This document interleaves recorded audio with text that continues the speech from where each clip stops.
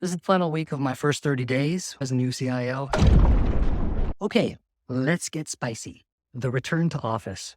I love going into the office. There's no greater work-related joy than having a bowl of soup, breaking bread with your coworkers. So let me say it again. I love going into the office. And I intentionally looked for and joined a company that is primarily work from home. Why? Because I value cultures that treat their employees as adults, that understand the importance of choice. Joining a work from home company isn't and wasn't a lifestyle decision. It is and was a values-driven, purpose-driven choice. Companies that force their employees back into the office, especially those that do it in the name of company culture or collaboration or innovation, those companies have lost touch with what those words mean, because you can do all of that digitally. And employees did digitally for 2 years. The executives who are driving RTO are well-meaning and falling back on their personal experiences, not the experiences of their employees. If they built products that way, their companies would crumble. So what's a leader to do if your company is demanding return to office RTO? My company isn't, hallelujah, but my answer to myself is still relevant because that answer speaks to the foundational problem at the heart of this, problem that RTO companies fail to articulate. Management, as a discipline, doesn't yet have its chips on trust as a North Star. And it doesn't yet know or leverage the idea that cognitive growth comes from the right mix of challenge and support. Too much challenge, you burn out. Too much support, you bore out. Until management as a discipline changes from, I'm going to tell you what to do, to, I'm here to serve you. Or to say it in terms of trust and cognitive development, from, my job is to challenge you, to, my job is both to challenge and support you. Well, until that happens, the return to office is yet another failure of management. Not the people, not the managers, the discipline of management. Huge difference, right? Framing the institutional lack of empathy, of trust, of humble service as a move based on values and culture isn't just disingenuous. It actively blocks you and your company from an earnest focus on culture, on growing your people as they grow your business. Framing the return to office as some path to purpose or engagement or collaboration or innovation. Well, we can all do better than that, because the top of the house can't mandate a sense of belonging or shared purpose. It can't mandate creative expression or connection. In my experience, mandates always have the exact opposite effect. They're culturally corrosive. So let me ask again, what's a leader, a CIO, to do if they're unable to influence their company from demanding return to office RTO? 2 answers. 1, my favorite saying of all time, change your org or change your org. Or 2, disagree but commit. Stay and make sure that everyone who actually shows up at the office has the benefit of an empathetic management framework that thoughtfully and intentionally challenges them and supports their growth as adults. Give them agency and autonomy and, this might be a little too spicy, dignity. Give them that, and they'll commute to the moon. Day 26, reading list. My first book was going to be Measure What Matters by John Doerr, but we read it as an executive leadership team at a previous gig, and we engaged some really expensive consultants that specialized in OKRs, objective and key results. That's one of the ideas John talks about in the book. And we did all that, and nothing changed. We just took what we were calling goals last year and called them OKRs the next year and checked that box. Look, it's worth a read, but only to understand current conventional thinking. The alternative. Book number 1, The Delicate Art of Bureaucracy by Mark Schwartz. I'll even be more specific. Read chapter 10, Bureaucracies of Metrics. The rest of the book is worth a read, but chapter 10 really hits home. If you've watched this series, I resemble Mark's remarks. I realize always that I'm wrong in some fundamental beliefs I hold. maybe even all the fundamental beliefs I hold, and I'm thinking through what to do about them. Mark's book helps. Next book, Irresistible: The 7 Secrets of the World's Most Enduring Employee-Facing Organizations by Josh Bersin.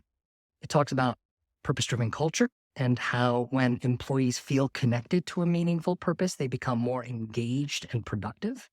It talks about empowerment and autonomy, continuous learning and development, inclusive leadership, work-life integration, prioritizing employee health and well-being, recognition and appreciation. Look, it's one of the reasons I'll never write a business book. I have nothing new to say.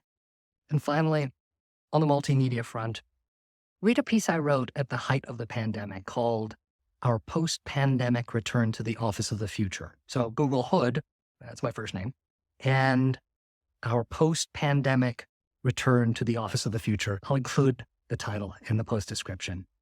That's it for day 26. Quick story. Once upon a time, a long, long time ago, there was a Tibetan monastery that had a cat, a noisy cat that wouldn't stop mewing. I don't mean this, whatever my kids do. I mean it wouldn't stop, meowing during prayer time. The head monk loved that cat, but needed some peace and quiet during prayer time. So he asked a junior monk to put that cat into a closet during prayer time. And that junior monk did it every day. Before prayer time, cat, closet. After prayer time, cat, released, fed, cuddled, all the things you do to a cat. Quiet time during prayer time was delightful. So the practice continued for many years, even after the head monk passed on. Prayer time, cat, closet, every day. When the cat eventually passed, the monks went out and got another cat. Not a noisy cat, just a cat, So they'd have a cat in the closet during prayer time. And 1,000 years later, we all put our cats in the closet. Doesn't matter if we're praying or not. That's where they belong, at sunrise, noon, sunset. Modern business has a lot of cats in the closet. But today's topic isn't about that. It's about the power of storytelling, the need to make whatever it is you care about just come to life, to be warm and to inspire, for your narrative to stick. The PowerPoint version of that cat story would be cold and uninspired and underwhelming. And do you know why PowerPoint is so overly used at work? Once upon a time, a long, long time ago. Day 27 reading list. Book 1, Bird by Bird, Some Instructions on Writing and Life by Lamott. Here's how you read it. Every time she uses the word writer or writing, substitute the word leader or leadership in your head. Every time she uses the word character, substitute employees, plot, projects. Do that, and some of the best writing advice will make you a better leader. When she talks about taking small steps, think iteration and agile. Apply it as a way to tackle complex projects. When she says bird by bird, think sprint by sprint. You follow? Okay. When she suggests that you embrace imperfection, leave those words alone. Read them exactly that way. Okay. Book number 2. There is no book number 2 when Anne's book is number 1. If you care about improving your storytelling practice, a better use of your time, given that you're on TikTok, would be to think about content you find compelling. I don't mean all that generic stuff about reusing hooks that leads to petabytes of recycled content. Life and business, like good content, is never about what draws your attention. It's about what keeps it. It's about what keeps you coming back. Look at my last 30 days. It's the exact opposite of viral. It's like a tiny step above watching paid peel. And yet, here we are. That's it for day 27. How do you pick vendors? And I'm answering this because a sizable chunk of you aren't watching the series to one day become a CIO or a COO. You're watching them to try to figure out how CIOs think to improve your sales game. So, how do I, as a CIO, find and engage companies and products? 3 answers, and let's frame them like you're trying to sell me something. 1, get your customers to rave about you. And I don't mean put their positive feedback in your pitch deck. I mean delight them so completely that they actively rave about you. Because those clients have people who trust them. When they rave, you get a call. More than 50% of the companies I quietly check out come from recommendations from people I trust. Influence them with your great product or service. It's that simple. The second way to sell me on your value, invest in inbound marketing, because that's how my raging curiosity is going to land me on your page. I'm trying to get something done. I'm looking for information, not about your company, but about the job I'm trying to get done. And your site is hopefully sharing real expertise and depth about that thing. Hopefully without jargon, so plain English, and hopefully without a hard sell tied to the content. Oh, and the inbound marketing part. Your site should offer a utility or tool that adds value to my having landed there. If you need examples, Google inbound marketing HubSpot or inbound marketing Grammarly. 2 great examples. The third and only other way that we'll work together. Be ready when my team, not me, starts to do its due diligence about your space. If a CIO is interested in buying something, they're not going to buy it without actively comparing and contrasting that offering, that vendor, that service to the top products and players in the market. There will necessarily be a bake-off. How do you win it? Understand our business. Understand our requirements within the context of that business depth. What else? Prove that you're financially stable, that you have world-class operational track record, that you're continuously investing in trust in your people, because that's our North Star. And prove through evidence, the 2 most important words, through evidence, not spin, that you're better than your competitors. And some extra credit for the masterclass sales folks listening. Sell to the people doing the work. When you sell to their manager, or worse, to their seniors, God help you when you try to sell to their CIO or CEO. Your product or service will necessarily start with deep resentment by the people who do the work. There's some hierarchy worship or something in sales that instructs salespeople to sell to the decision makers, that nothing can happen without aligning the leadership. Who do you think aligns that leadership? Not you. It's the people doing the work. Remember how I said I only check out stuff from recommendations from people I trust? You know who I trust the most? The people who do the work. Gain their trust because they have mine. Day 28 reading list. Book 1 is old. I was in college when it came out, and back then, like everywhere you looked, dinosaurs. That's how old I am. Book number 1, Crossing the Chasm, Marketing and Selling Disruptive Products to Mainstream Customers by Jeff Moore. A weird recommendation if my goal is to arm you with how to evaluate and select technology vendors, because it's a book for salespeople. But knowing the principles outlined in the book will help you assess vendors.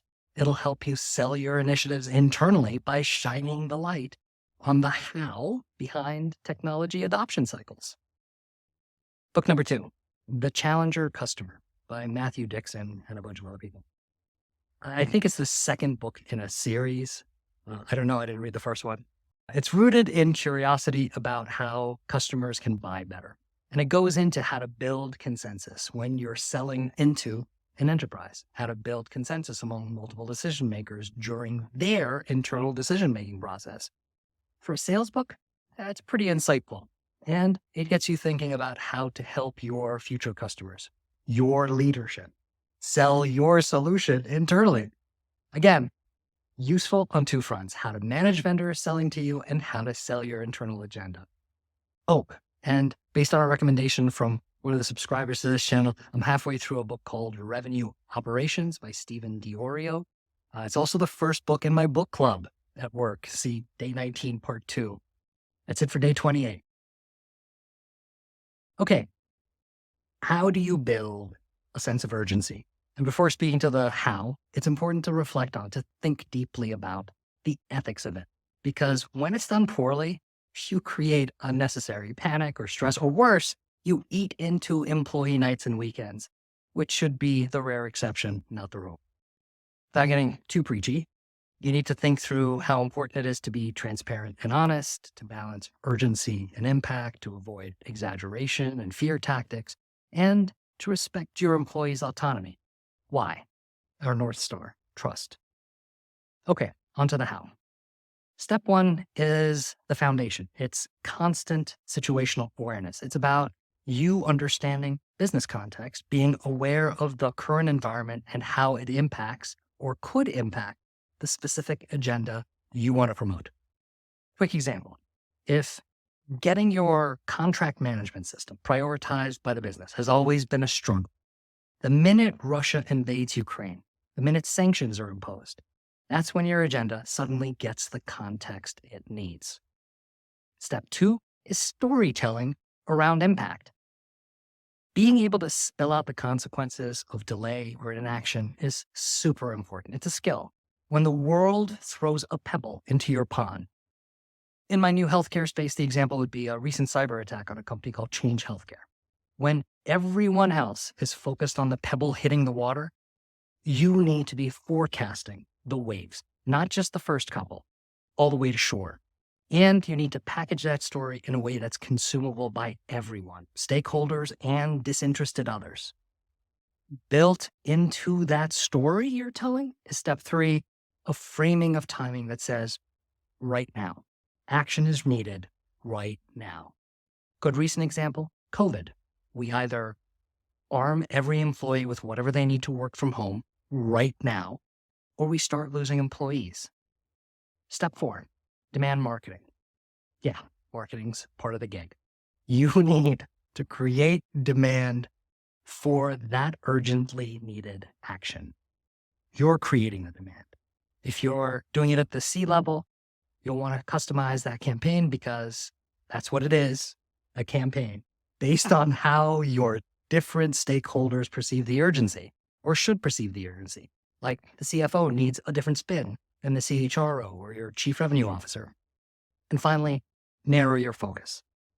If this urgent matter is really urgent, why would you be focused on anything else? That perception, like all culture, doesn't come from your words, but your actions. The larger takeaway, always monitor external events, the markets, politics, the regulatory landscape, your competitors, your clients, and align what's happening out there with what needs to happen in here. And use this advice sparingly. If everything is urgent, nothing is urgent.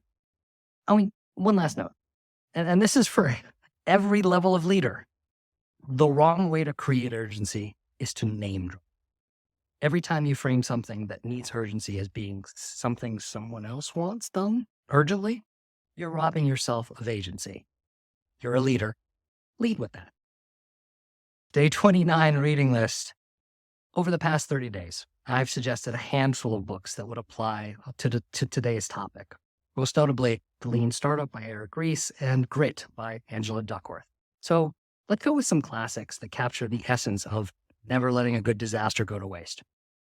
Book number one, Les Miserables by Victor Hugo. Read it, watch it, have it sung to you, doesn't matter.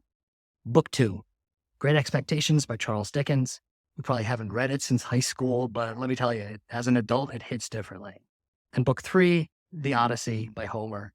Fun side fact, he wrote it while moonlighting at a nuclear power plant. That's it for day 29. Okay, last day. So let's talk mentoring. Not why you need a mentor, but why you don't deserve one until you're completely oversubscribed as a mentor. Giving us our final paradox as a CIO. You don't need a mentor if you're rich with mentees. How can I say this without sounding sappy? I can't. Generosity is a muscle. If you're going to go to that gym where people are all lining up to do reps on the generosity machines, you'd notice something about the freakishly muscled people. They're happy. That's my wish for you, for the people I serve, for my kids, my actual kids. When parents say they want their kids to be happy, they don't know it But what they really mean is that they want their kids to learn to be generous, to live a generous life. I hope you got something out of this series, but I hope that if you did, you'll go to that special gym and work on being just freakishly happy. Good luck in your journey to be a CIO one day.